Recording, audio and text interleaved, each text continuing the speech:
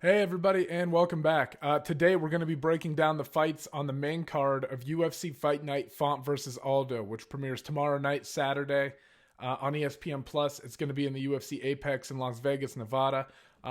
Pretty good fight, pretty good night of fights lined up. But before we start getting into it and breaking it down, I wanted to take a few minutes and just talk about some news that's circulating. First thing, I'm a little bit late on this one reacting to it, but there are a couple of big matchups that have been announced. And the first one I want to talk about is Bryce Mitchell versus Edson Barboza. I feel like this is a really great matchup for Bryce Mitchell to kind of go out and prove that he's ready for this upper echelon of guys. He has blown through most of his opponents so far, and his grappling game, man, is something fierce. It's something to seriously be worried about. I feel like when he gets down to the ground, it doesn't matter if you're a high-level black belt. His understanding of guard passing and constant pressure is pretty impressive. And obviously going up against a guy, Edson Barboza, who's a very sophisticated, explosive striker. And a guy who also has dealt with the likes of Khabib Nurmagomedov, Kevin Lee, right? He's seen high-level wrestling before. I mean, obviously Kevin Lee is not in the same category as Khabib in terms of control, right? But he's been in these situations with these high-level guys before. And his experience with Khabib, I think, it will actually lend itself well to this fight. So it's an interesting matchup, this real kind of striker versus, not that Bryce Mitchell can't strike. He has good stand-up, but, you know, I think the real advantage for him is going to be if he can get this fight to the ground against Edson Barboza. So a great matchup at 145 pounds. Really excited for that one. Also, Bryce Mitchell just came out with a new mixtape. If you're into like country rap and stuff like that, I guess I listened to a couple songs. I guess it's not my particular thing. So, but if you're into it, I can see why you would find it good. So that's also going on for him. So a lot of shit going on for Bryce Mitchell right now. And a matchup against a name that's going to get him a lot of recognition if he can beat him. If he can beat Edson Barboza, there's going to be a whole new, like, first off, it's going to open up a lot more opportunities for him, but he's going to get a lot more respect from the general public as well. So, big matchup there. And the second one, which is, I think, even more bigger, is Islam Makhachev versus Beneil Dariush. I was actually talking to my friend a couple days before this matchup got made, and he was like, and I was like, who do you think Islam should fight? And he made the argument for Michael Chandler. But I think if you look at the landscape of 155 pounds, right, Islam Makhachev is not quite ready for a title shot yet. We haven't seen him in a main event, so this matchup solves that, right? And also, people are forgetting what a tear Beneil Dariush is on right now, right? I think he's won 5 or 6 in a row. During that, it might be, I can't remember. It's like between 5 and 7 wins in a row somewhere. I guess I could just pull it up, huh? But in that win streak that he's on, he's defeated the likes of Drew Dober, right? Tony Ferguson, and Diego Ferreira, who I think he kind of fell off a little bit, but when he was coming up through it, man, Diego Ferreira was looking dangerous. Like he might be a real title contender, right? So here, I think it's 2, 4, 6, 7 fight win streak, right? For Beneil Dariush right now. His last loss was to Alexander Hernandez, and that's when Alexander Hernandez came out and kind of, faked the glove touch and started laying into him, right? So a little bit of, I don't know. Regardless, the guy is 21-4, a black belt in jiu-jitsu, and he's going to present real problems for Islam Makhachev. And I think that if Makhachev can get through him, you got to give him the title shot next, right? Because, again, let's look at the landscape at 155. I think the fight for Michael Chandler right now that makes the most sense is Conor McGregor. McGregor's lost, 3 of his last 4 fights, obviously coming off injury. And Michael Chandler's been in 2 wars in his last 2 fights and lost them both, right? The first one to Oliveira and this most recent one to Gaethje. That's a tough fight on you, so it makes sense to take some time off, maybe fight again towards the middle or even end of the year, because it's not like you have to take any fights if you think you're gonna really get the Conor matchup. And I think that's the fight that makes the most sense. Both those guys, like I said, kind of struggling with losses recently. They're both going to sell massive pay-per-views. They're probably going to headline. They're both going to do good numbers. Obviously, I mean, it's Conor fucking McGregor, right? And it's just an interesting clash of styles. They're both explosive. They both like to stand. Michael Chandler has the wrestling expertise, though, to possibly get this fight to the ground and cause problems for Conor. So a lot of different dynamics at play in that matchup that I think make that fight make a lot of sense, right?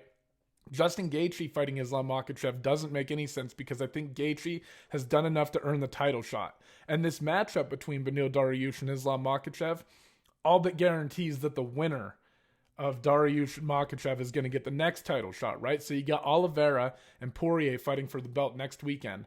Gaethje's going to get the winner of that. And then the winner of Beneil Dariush and Islam Makhachev probably fights the winner of that, right? So a lot going on at 155 pounds, but I think this is the best matchup that they could have made right now. So we're going to get a real look at whether Islam Makhachev... We know he's for real. There's no doubt about that. He did what he did to Dan Hooker. You know he's fucking for real.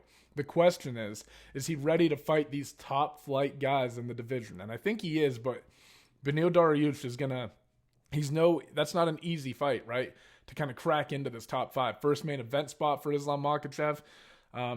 Big deal. It's a big matchup. All right, what else do we got? Dana White has tested positive for COVID-19 along with his entire family. He claims that he's vaccinated. I don't know any of that shit. But like in my opinion, you look at all this stuff and there's all these criticisms. He says he's going to take the treatment methods that were recommended by Joe Rogan, which is fine. Like I think that if you're in a situation like Dana White, you're probably tested way more often than the general public is, right? Which I think is kind of the most important part. If you can test and detect for it and isolate yourself and prevent spreading it, isn't that the most important part? That's why when people are like crucifying Aaron Rodgers in the media, I'm like, wait a minute. Are you guys concerned about him just taking the vaccine? Or are you concerned about like what's actually happening and the reality of his situation? He's a pro athlete. He's tested on a very regular basis. And the idea that he should have to take some sort of vaccine when he can test regularly and stay away from people when he does test positive, which by the way is what happened. They detected it. How many fucking people in the general public do you think are vaccinated but don't know whether they have COVID, right? That's not a problem for Aaron Rodgers because he has to go through all these protocols in his job. So in my opinion, if you're going through all those testing protocols and when you detect that you can immediately isolate more effectively than a normal person with the vaccine, you can still spread the fucking virus, by the way. Why does it matter? I think the same thing about Dana White. I think the same thing about Joe Rogan. These people who are tested regularly for things that they do and have access to these medical benefits that the rest of the general public might not have, why are we holding them to the same standard and expecting them to get the vaccine? It's crazy to me. I think the whole debate is stupid. I think Dana White should just do whatever it takes to get better. And when he does get better, we're good. Why does it matter if he's doing ivermectin or whatever the fuck monoclonal antibody? Why does any of that matter? So to me, it's not that big of news. He's probably going to come out on the other end fine. He'll probably be good to go for the fights this weekend, in fact, if he's taking all those treatment methods. I bet he tests negative and is allowed to participate. So, caught it, isolated, wait till he tests negative. Why does the treatment method matter? I don't want to get too... It's weird that the whole thing is political, but that's what you get when you start talking about this shit, right? Anyway, all right. Another piece of news.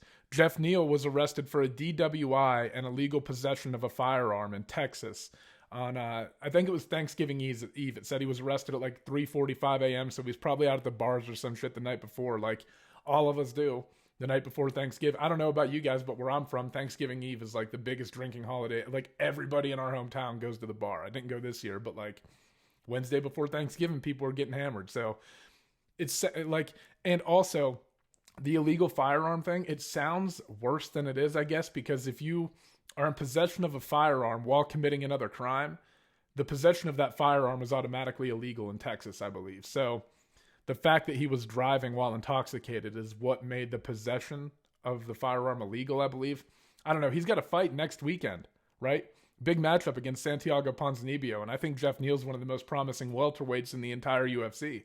So hoping he gets all this stuff straightened out, gets out on the other side of it. I think his total bond, or I don't know, it was like set at like $2,000 or some shit like that. So I don't think it's going to be a huge deal. And he also voluntarily had his blood work done. So if that comes back at below 0.08, I believe both of the charges on him will be dropped. So interesting to see how that plays out.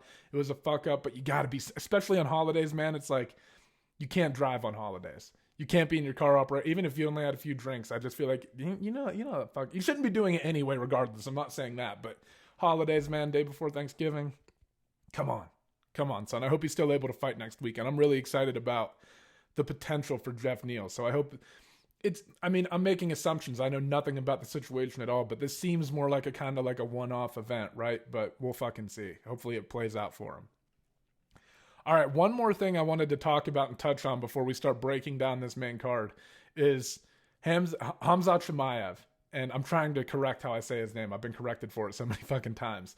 But what do we do with this guy? Like, who do we match him up with? And you know what? The UFC seems pretty keen on trying to make Nate Diaz fight him. And I gotta be honest, I think it's complete and total fucking bullshit. You've got this young, hungry guy climbing up through the rankings. And it feels like since Nate Diaz is on the last fight of his contract, he's like a lamb to the slaughter is what you're doing with him if you give him this fight. And I think Nate Diaz knows that in his heart. I think that he's using the excuse, that like, this guy's a rookie in the UFC. He only has 4 or 5 fights. The reality of it is that Nate's been around for a long fucking time. He's been in a lot of wars against top guys in the UFC. And you've got this guy who... Is Nate Diaz realistically challenging Kamaru Usman for the title in your eyes? Fuck no. Is Khamzat Chimaev? Fuck yeah. He's in that territory where he's hungry, man. He's young, he's hungry, he wants this shit. Nate Diaz is not... He's not fighting as religiously as Khamzat. That matchup would make no sense, and you would be doing one of the legends in the sport dirty by giving him this matchup. I don't believe in it. I think Nate Diaz needs to fight somebody like, if the Chandler fight doesn't work out, I love Nate and Conor 3.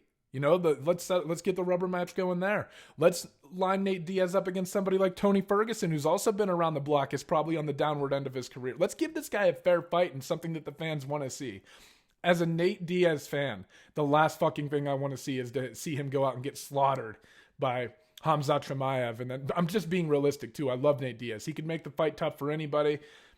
I don't see him beating Khamzat, right? Just like I don't see him beating the rest of the top guys, right? He made it tough for Leon Edwards, but that's an interesting stylistic matchup, right? Like Leon Edwards should be the guy fighting someone like Khamzat Chimaev, right? And if you're Leon, you take the Nate fight for the money, right? Which I think is kind of what happened there. But regardless, it would be a fucking crying shame to see Nate Diaz go out this way. He should be given a fair matchup, and Khamzat Chimaev needs to fight somebody else in that division, maybe like a Sean Brady, a guy who just beat Chiesa, a guy with a strong grappling base who's also young and hungry and competing for the title. Let's be realistic about this shit. You know what I mean? Like, let's give Chimaev somebody that like is going to challenge him, and I don't see that happening with Nate Diaz, and I think it's unfair for all that Nate Diaz has done for the sport and how loved he is. It's not how I want to see him go out. So, I don't know. That's my take on that. Chimaev needs to fight somebody that's like trying to chase the same things that he is. Let's see what happened when 2 of these young, hungry guys collide. Not Nate Diaz. Man, if that fight happens, I don't think it will happen. I think Nate's too smart to accept the fight.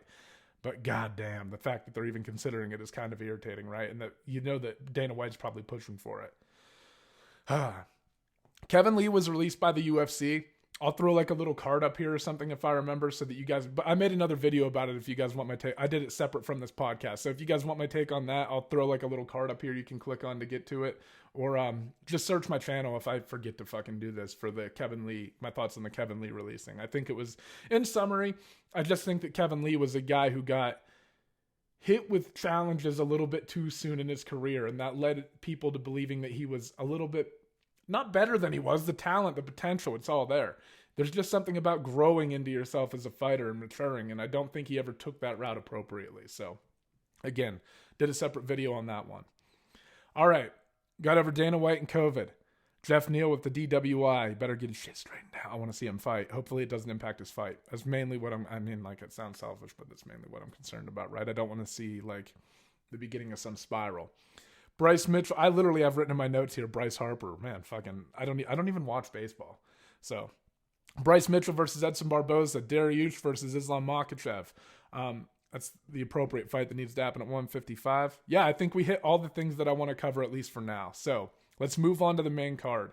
Now, I've been looking at UFC and MMA Junkie, and it seems like the first fight is going to be... It looks like there's going to be 6 fights, but there's some discrepancy between MMA Junkie and UFC.com. So it looks like MMA Junkie has it listed as like Mickey Gall versus... who is the matchup? I was just looking at it.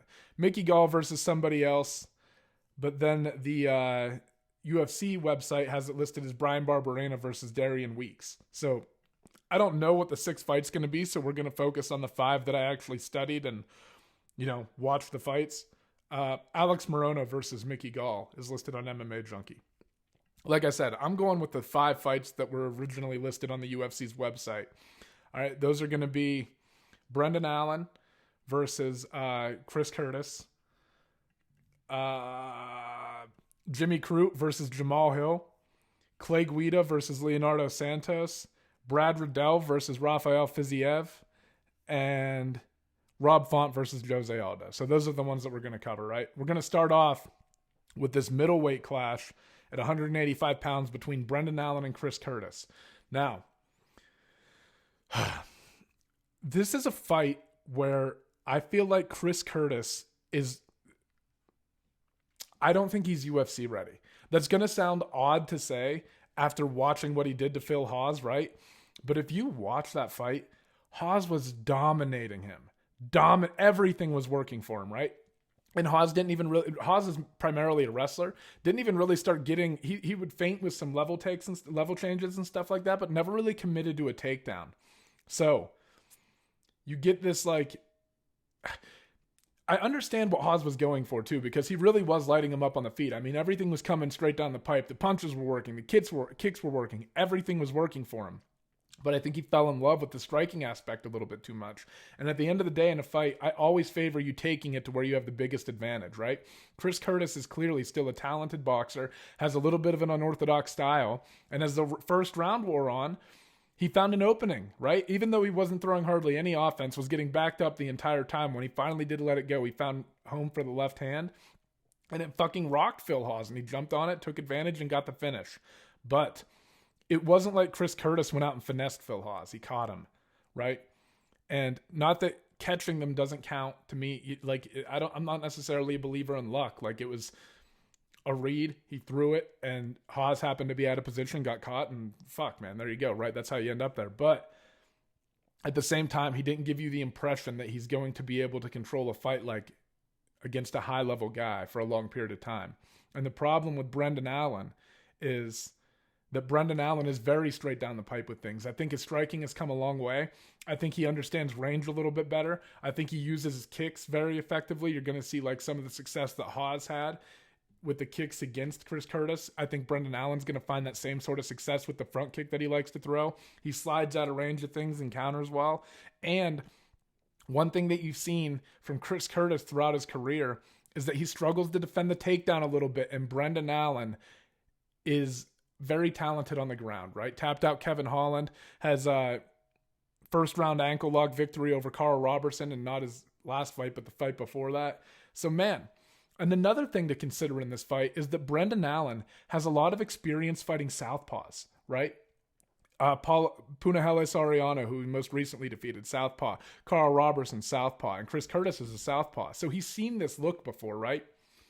It's not that Chris Curtis doesn't have a chance, but I just think that also when you look at his career, he had a small stint in PFL where he went 1-4, 2 losses to the same guy, right? Magomed Karamov, I believe. Knocked out by Ray Cooper, who's one of like he's kind of like the guy who I think of at 170 for PFL, right? He's kind of like I don't know. I know they have more. He's kind of like their big name over in PFL. I think about Ray Cooper for some reason, and Kayla Harrison, obviously. But went 1-4 there, released, and then a lot of his fights, guys, have been in lower level organizations. And you watch this bout that he had in XMMA 2 back in July against Kenny Robertson. It's not that Kenny. What makes me nervous is that I felt like Kenny Robertson. I felt like that's a fight where Chris Curtis has to get this guy out of there if you're an elite level fighter. Kenny Robertson's a little bit older. His movement looked very stiff to me. His technique was a little bit lacking, but he still found a way to use his unorthodox style to like find some effectiveness in the striking. I don't think Kenny Robertson could have found that success against a guy like Brendan Allen, right? And again, it's not like Chris Curtis can't land. It's not like he can't box. If Allen gets into a firefight with this guy and hangs out in the pocket too much, he might end up getting clipped and knocked out. But Brendan Allen has some good power.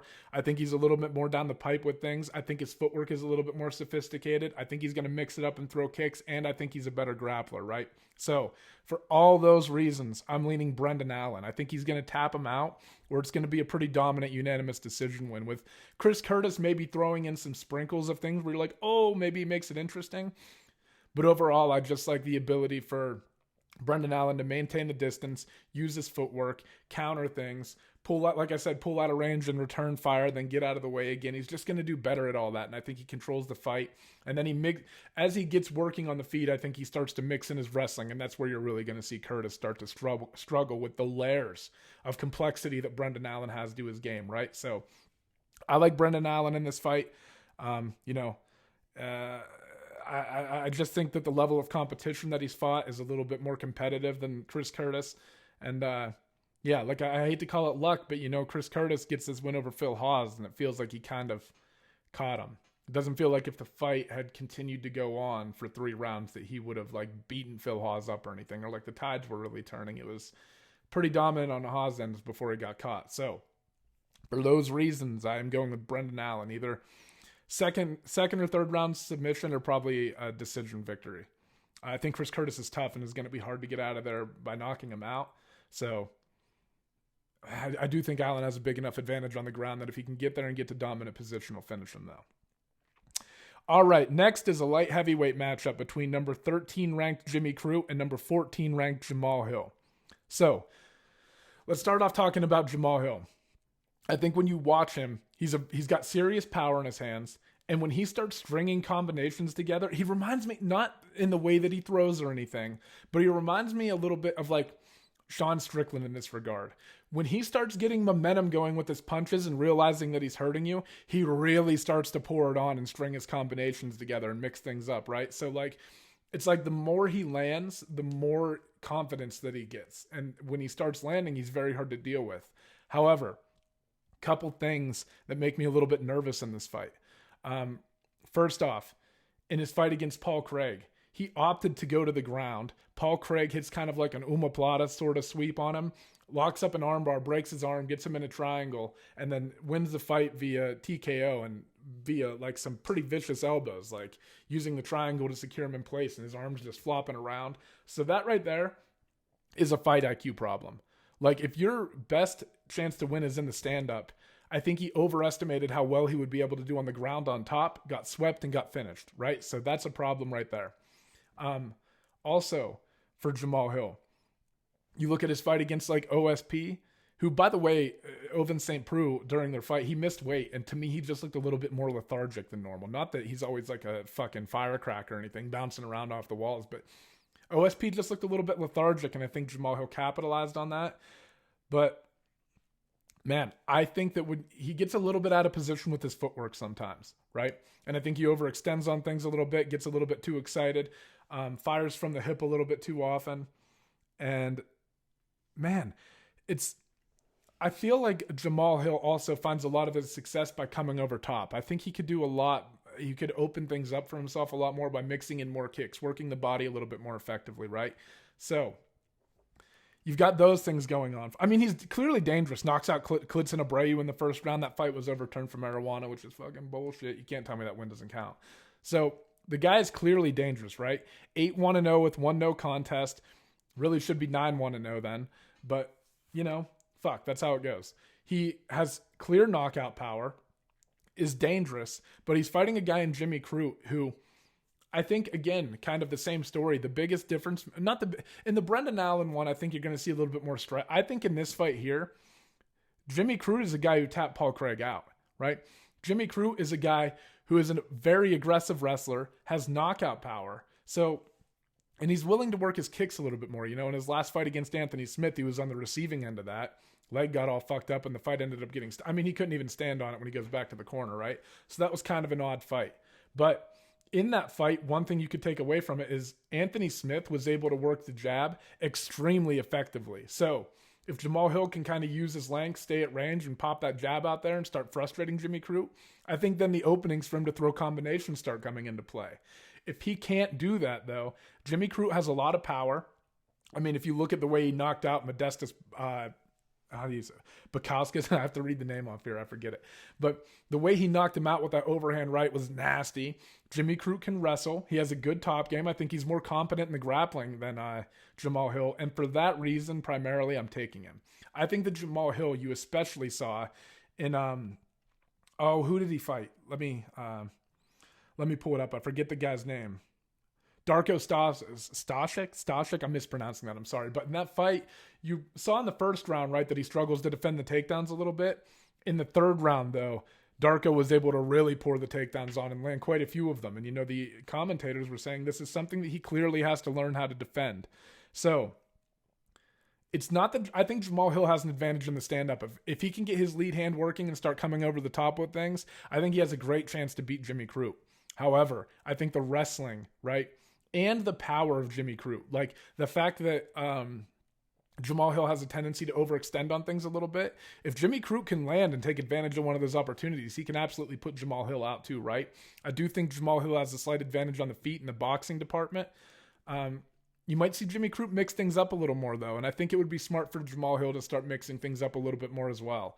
However, if you look at the problems that Jamahal Hill has had on the ground, both defending the takedown and from the top and guard, where he struggled against Paul Craig and Jimmy Crute found success, I'm taking Jimmy Crute, man. He runs his legs through his takedowns super aggressively, and once he gets you there, he's a problem, right? Because he understands top position pretty well. He doesn't let guys get back up, and he hunts for submissions. I got Jimmy Crute winning this one, but there are some things that Jamahal Hill can do, I think, by keeping the fight in the center of the octagon, working his jab, starting to mix kicks in a little bit more frequently, where he can win this fight, and he has potential to win this fight. But all in all, I just think that Jimmy Crute's a little bit too tough for him to deal with.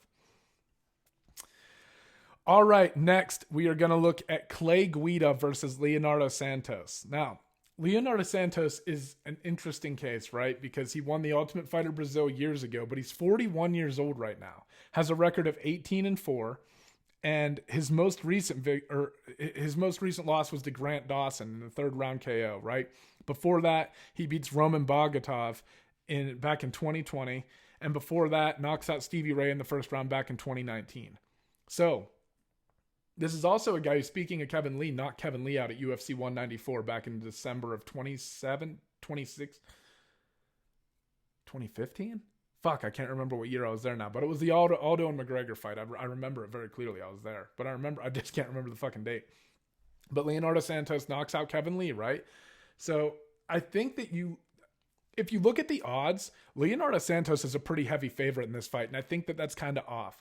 If you look at Clay Guida, he's not extremely dangerous, but he's still throwing bombs. He's still moving around well. He's still, he's a very hard guy to submit. He has good takedowns. And a lot of the times in a fight, right? Now, the one thing I want to caveat this with saying is that Clay Guida has also been submitted multiple times throughout his career. Maybe 10, right? Let me look it up and verify for you guys. But I know that he's susceptible to guillotines and rear naked chokes and stuff like that, especially early on in fights, right? Like the first, second round when you're still dry. Yeah, he's lost 10 fights by submission, right? One of those was back in 2019 to Jim Miller.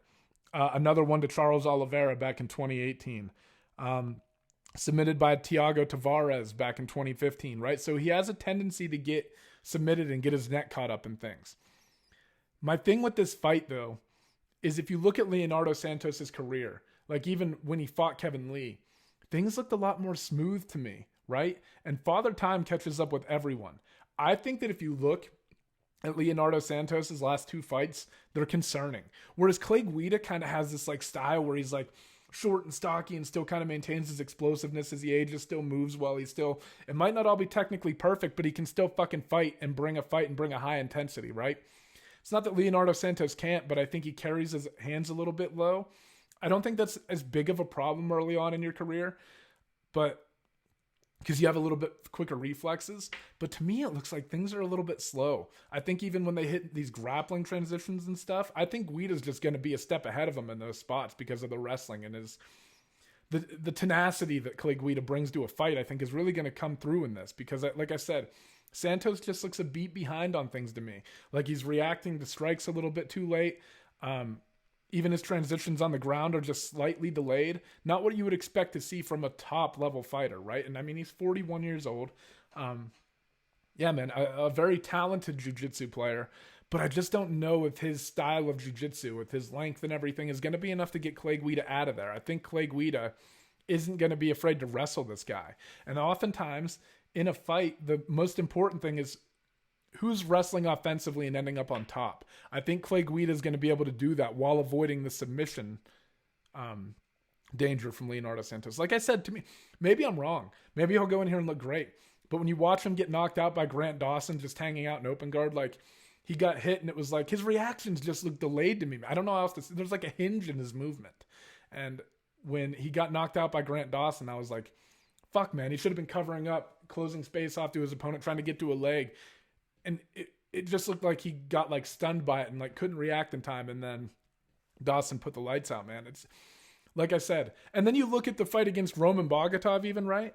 And Bogatov kept doing stuff where he was spinning and presenting his back to Santos, and Santos would just wrap him up and take him down. You're not going to see that shit from Clay Guida. It's going to be a lot of movement, a lot of bouncing around, a lot of being content to move backwards, throwing big counters over the top, and then mixing in his wrestling. I think it's a hard style for Leonardo Santos to deal with, and I'm taking Clay Guida in this fight by decision.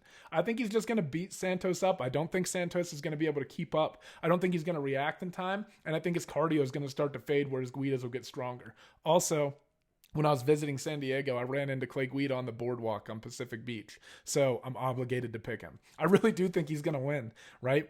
But I think Clay Guida has a really good chance to win this fight. I think the odds are wrong on this one. I just think stylistically he just matches up very well against Leonardo Santos. Both older guys. I mean, hey, Clay Guida's 39 too, but like I said, there's just something about his style that translates a little bit better for his age than Santos as well, I believe. Santos relies on kind of being sharp and being a sniper a little bit with his strikes, right? Like landing that sharp right hand. I don't know if it's as sharp as it used to be and if it's going to be there as, you know, when you're looking for opportunities, I feel like if you just brawl a little bit, it almost carries over because you're doing less thinking and more fighting. But when you're a technical guy and you rely on making reads, if you're not reacting in time to those reads as you get older, I think it becomes harder and harder to land things successfully because your style just doesn't keep up, right? So I got Clay Guida. All right, next is a matchup that I'm very excited for. Rafael Fiziev, I hope I'm pronouncing that right. I get confused. I know the American version is, you know, Rafael, and then whatever. I'm calling him Rafael Fiziev versus number 12 ranked Brad Riddell. Now, Brad Riddell is 10-1, same record as Rafael Fiziev, but I think that when you look at the two, they have a very strong kickboxing background, right? Brad Riddell working out of City Kickboxing with all of those guys over there, really good footwork and stuff. Rafael Fiziev, I think, is working with Sanford MMA, right? And they both train together, I believe, in Thailand with like Tiger MMA or Fight Team or whatever, right? But I think that when you watch them, they're both, like I said, very talented, very technical. Brad Riddell comes in a lot, sets up the overhand right well, mixes elbows in well. I think the biggest difference maker in this fight is going to be the power of Rafael Fiziev. I think that also, on top of the power and the ferociousness that he throws his strikes with, it's his willingness to work the body. I think that Brad Riddell gets caught up headhunting a little bit, gets a little bit too boxing heavy with things, and has a tendency to forget about putting in the body work. Fiziev never forgets about that, right? When you watch, one of his most powerful strikes, I think, is his kicks to the body, those roundhouse kicks. I mean, he throws them in there, and when he lands them, they have some serious fucking snap on them. Like, well, pap, over and over and over again. And when you're getting your body beat up and your legs beat up religiously, it wears on you over the course of the fight, right? So I think that really, you know, I couldn't even, like, their striking is extremely high level. I would never do it justice by trying to give some elaborate breakdown on it, right? But I think the main difference maker that you're going to see in this fight is Rafael Fiziev's willingness to attack the body and willingness to attack the legs and willingness to just mix his kicks and everything up in general. Like I said, both guys have great footwork. Both guys have great counters. Both guys have great timing. Both move their head a lot and then slide out of range and come back over top with the right hand very well. They both throw with authority, right, when they throw their punches. However, I just think that Fiziev has a little bit of, not a little bit, I think on a more consistent basis, he works every piece of the human body with his kicks, right? It's not like he's just picking and choosing, like, oh, I'm going to the body over and over. He'll mix in the these openings are available to him because he mixes things up so often. And I really think that's the difference maker in this fight, is the ability for Fiziev to attack different parts of the body and mix things up. Both are going to throw combinations while both are going to have good head movement.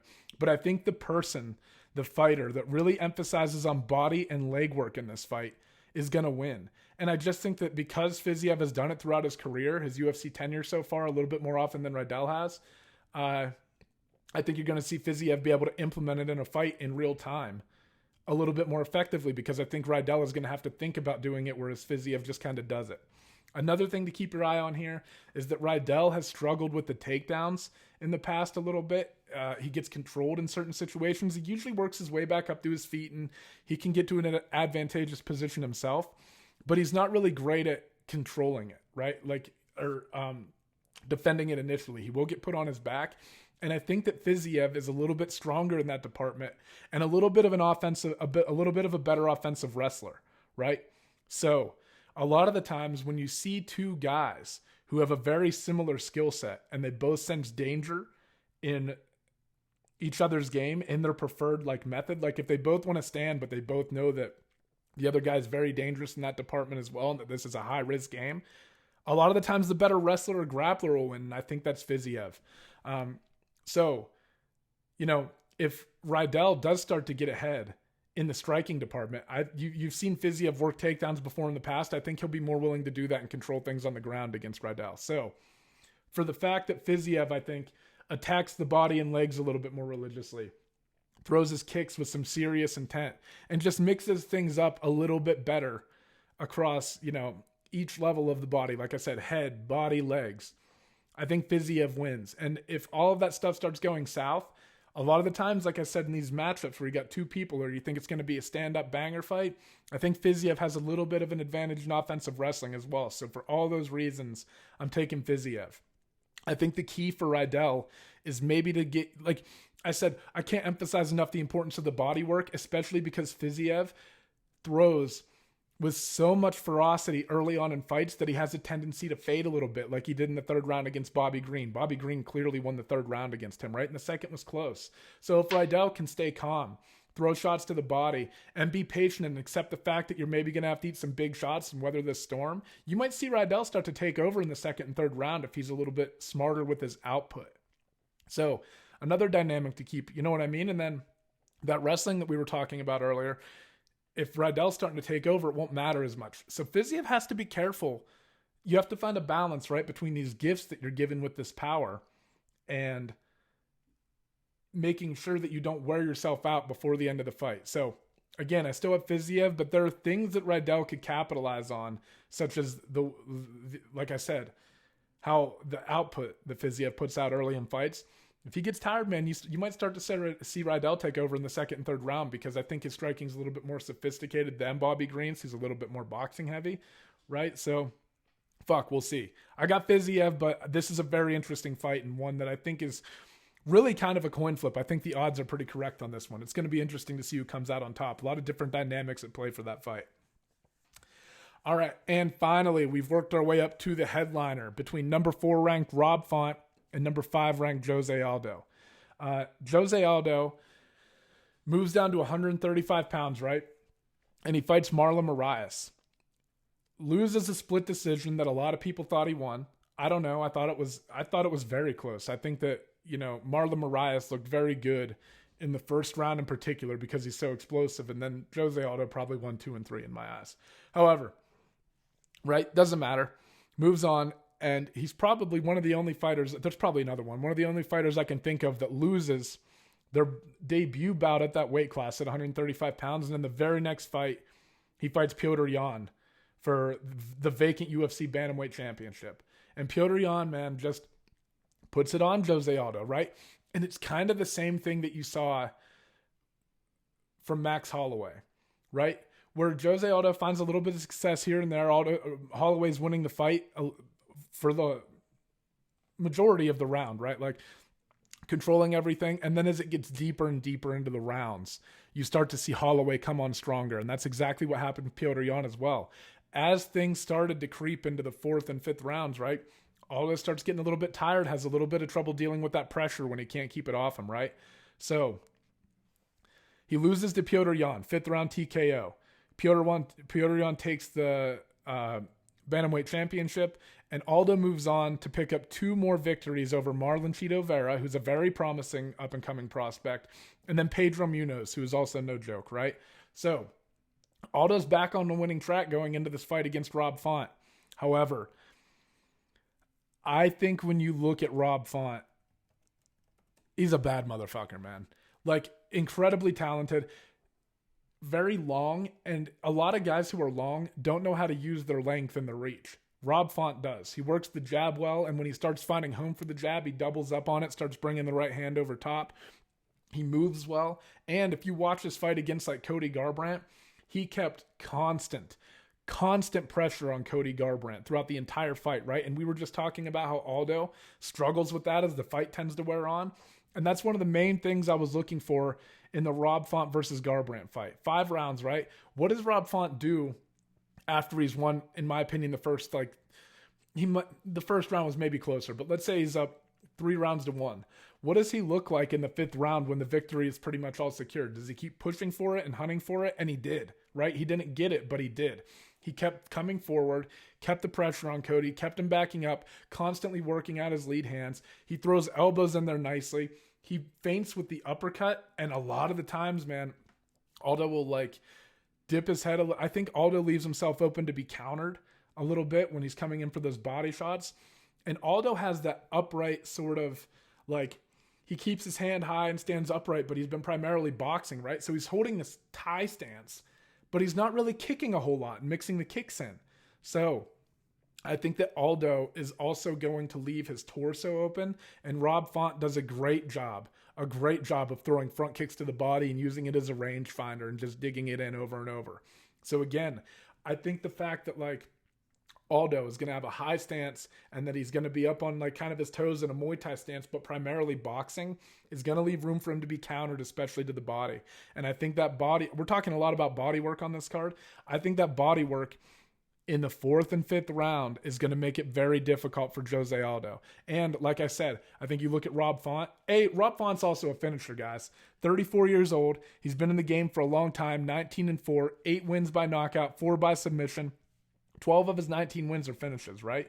And, he knocked out Marlon Moraes before Garbrandt, has knockout wins over Thomas Almeida and Matt Schnell. I mean, the guy's no joke.